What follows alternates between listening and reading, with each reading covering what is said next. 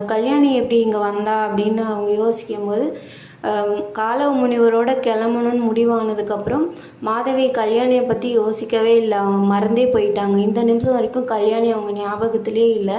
ஆனால் கல்யாணி வந்து இவங்களை மறக்கலை. எப்படியாவது இவங்களை பார்க்கணுன்னு சொல்லி இவங்க தேர் பின்னாடியே ஓடி வந்திருக்கா. அந்த அயற்சியிலையும் களைப்புலையுமே இப்போ சாகிற மாதிரி இருக்கா அப்படிங்கிறத மாதவி யூகிக்கிறாங்க. அதை நினச்சி ரொம்பவே வருத்தப்படுறாங்க. நம்ம எவ்வளோ சுயநலவாதியாக இருந்திருக்கோம், எவ்வளோ கொடுமைக்காரியாக இருந்திருக்கோம். இவ எவ்வளோ நாள் நம்ம கூடயே வந்து இருந்திருக்கா. ஆனால் வந்து இவ்வளோ நம்ம மறந்தே போயிட்டோம். ஆனால் இவன் நம்மளை மறக்கலை அப்படின்னு நினைக்கும்போது ரொம்பவே என்னை நினச்சா எனக்கே கேவலமாக இருக்குது அப்படின்னு ரொம்ப வருத்தப்படுறாங்க.